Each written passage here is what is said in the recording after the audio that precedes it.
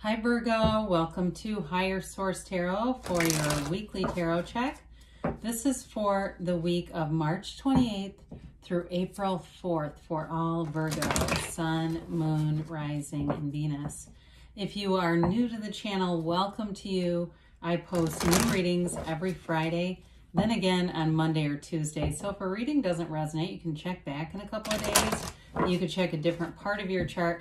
You can even look around on the Monday readings, and because those are a different format each week, and see if there's something that intrigues you. I added a pick a card reading, and that's 3 different readings, and it's all signs. So those might be something to look at.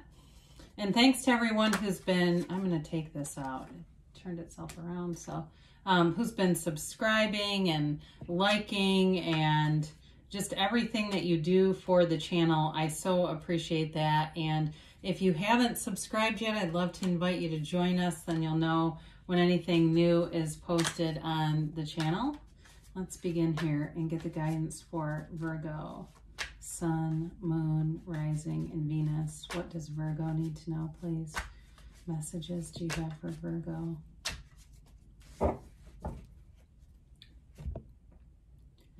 All right, so we will begin here with the tarot, and then we'll use the angel answers. You begin here with the 3 of Swords, Strength, the 3 of Wands, and the Sun.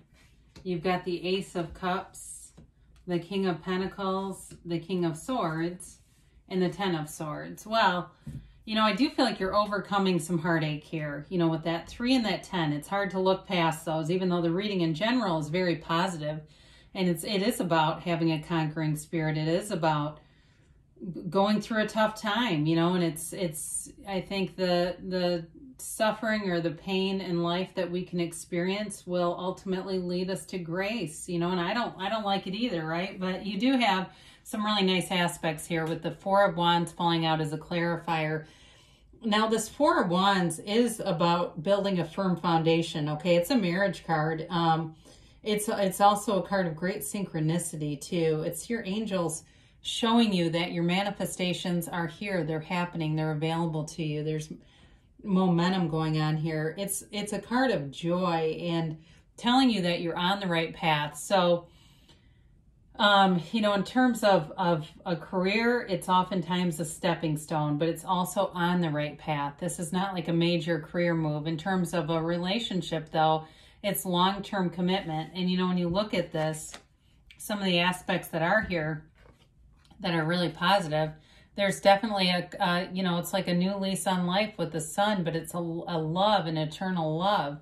So I feel like somebody here has had a very painful ending with this 3 of Swords and the 10 of Swords.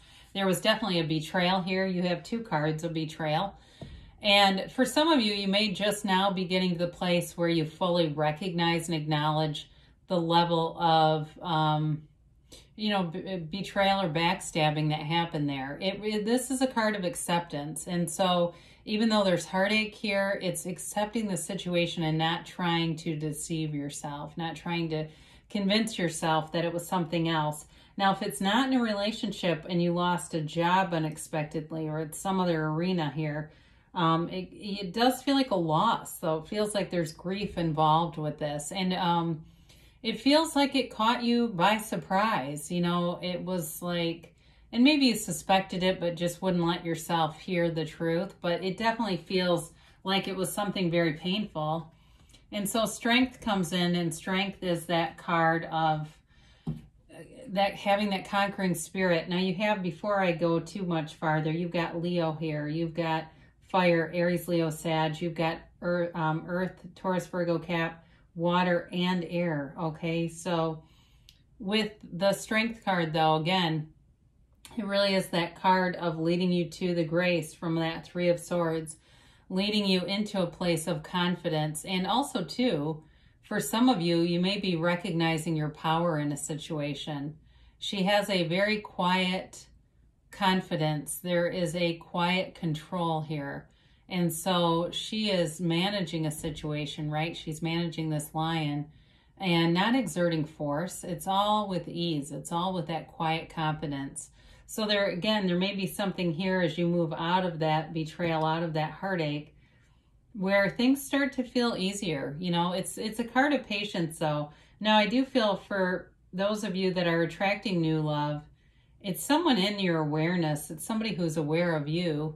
And I feel like they are kind of being judicious with their timing. They're being, I get careful sense of timing, okay? They're not going to come racing forward. And again, with the Three of Wands, it's like surveying the area, taking things in.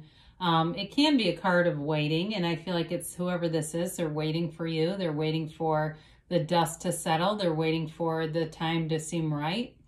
They may be working on something too in their life. And so I know the suspense starts to build, right? The more you describe this person, you go, oh my God, who is it? Is it Tim from payroll? Who is this? You know, or Sarah from accounting? I mean, you don't know, right? So anyway, with the Three of Wands, so it's, again, there's like this air of quiet confidence throughout the reading.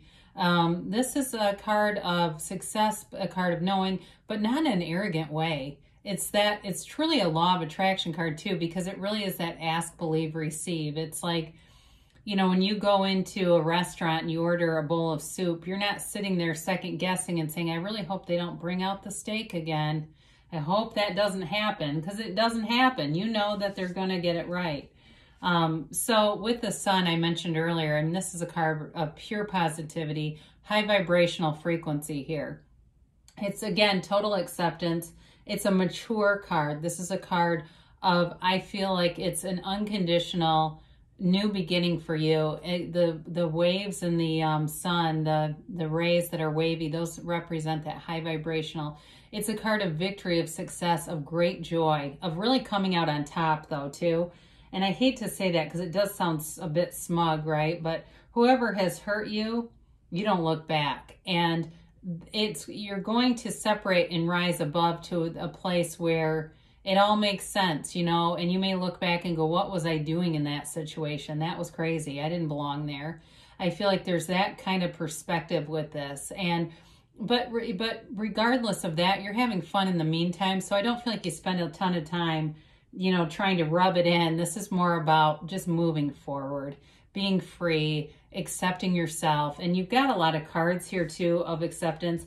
And, you know, even the sunflowers in the backdrop, those are wealth. They're joy and happiness, they're wealth, but they're also support. You know, when the sun is out, the sunflower turns towards the sun. But when the sun isn't out, the sunflower turns towards one another. And so you've got somebody here that's so dynamic. I mean, it really is a beautiful relationship with the Ace of Cups here too. Again, I mentioned before, it's an eternal love. It's something that other people look at and they want it too. They look at you and you become now the goals, the relationship goals. It's right here.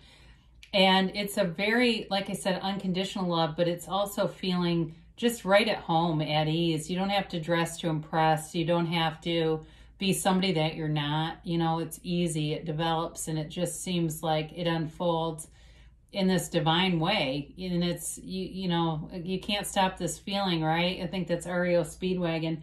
It's that kind of thing though, where it's on both sides too. There's no second guessing. There's no hesitation here. So even though you do have cards of waiting, I don't feel like it's because they're uncertain. I feel like it's more because they know and they just want to do things the right way.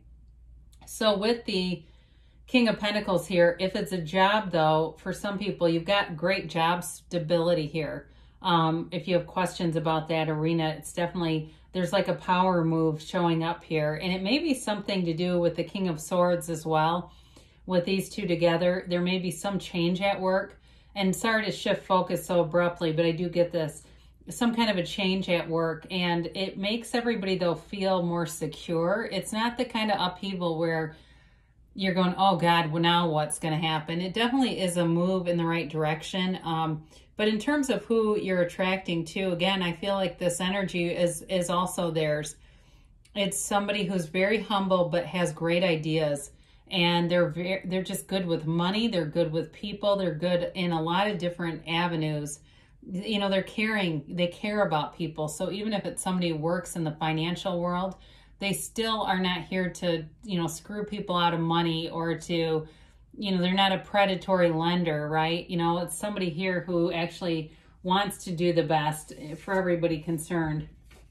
So the King of Swords shows up, and it's communication for sure. So some of you, if you've got something you're still trying to let go of, this may be the finale to it, this with the Ten of Swords.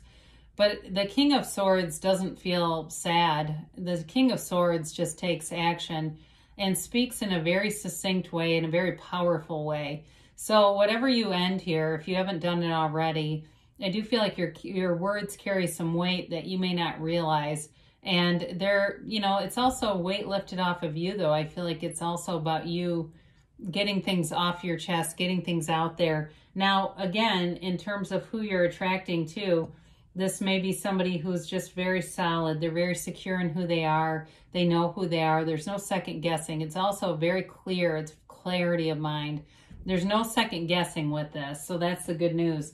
Now, the Ten of Swords, again, it's that feeling of it can't get any worse, right? So whatever that situation is that you're letting go of, it's hit the bottom, at rock bottom here, right here.